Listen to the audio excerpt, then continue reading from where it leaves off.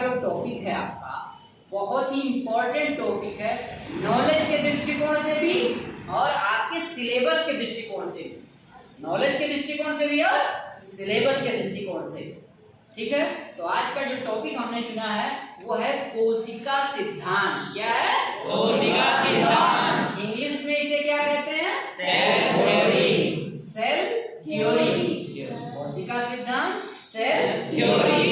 और हमने इससे पहले वाले लेक्चर में कोशिका के बारे में बताई थी कि कोशिका शरीर की सबसे छोटी इकाई होती है। जैसे मकान ईंट से मिलकर के बनता है, उसी तरह से हमारा और आपका सजीवों का शरीर कोशिकाओं से मिल के बनता है। समझ में आ गई? अब इसका सिद्धांत क्या है? कोशिका के बारे में हमने जाना, कल विस्तार से जाना था। कोशिका की खोज किसने की थी? Robert Hooke. कोशिका की खोज किसने की थी? रॉबर्ट हुक ने। कब की थी? 1665, 1665 में। ठीक है भैया। लेकिन ये किस प्रकार की कोशिका थी? डेड थी। क्या थी? डेड थी, मृत कोशिका थी। तो फिर जीवित कोशिका की खोज किसने करी भाई? एंटनी वॉन लीवेनहॉक ने 1674, 1674 जीवित कोशिका की खोज। अब ये तो कोशिका की खोज रही, दो वैज्ञानिक इससे भी 2 कदम आगे बढ़ गए। जर्मनी के साइंटिस्ट थे। कहाँ के साइंटिस्ट थे? जर्मनी के। जर्मन साइंटिस्ट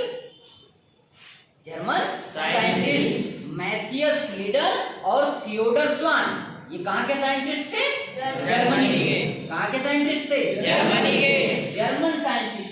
ये मैथियस लीडर ये वनस्पति विज्ञान के ज्ञाता थे। वनस्पति विज्ञान।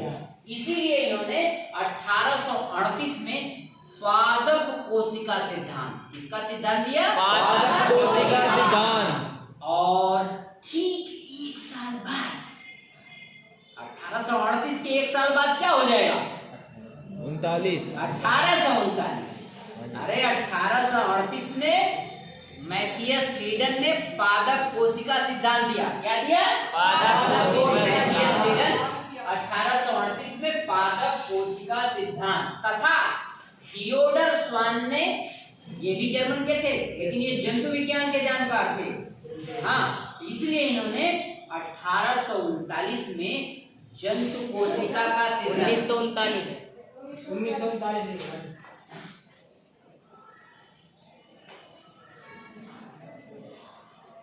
1838 और 1939।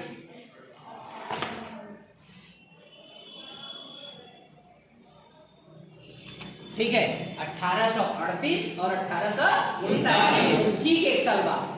1 साल बाद 1838 में पादप कोशिका सिद्धांत मैथियस लीडर ने, और 1839 में 1 साल बाद थियोडर स्वान ने किसका प्रतिपादन किया? जंतु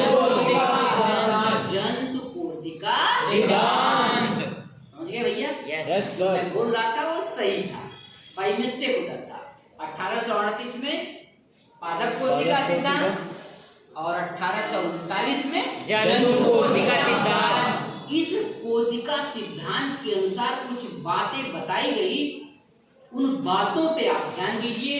पहली बात बताई गई, कोशिका शरीर की संरचनात्मक इकाई है। कहने का मतलब शरीर के अंदर जो कुछ भी रचना होती है वो कोशिका के उपस्थिति में होती है। मतलब इस निर्माण में कोशिका महत्वपूर्ण भूमिका निभाती है।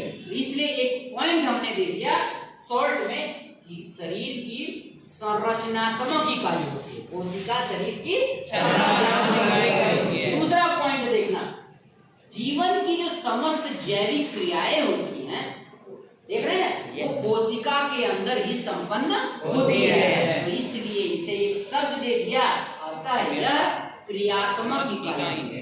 पहला हो गया संरचनात्मक इकाई और दूसरी हो गई क्रियात्मक इकाई, और तीसरा देखो आनुवांशिक इकाई।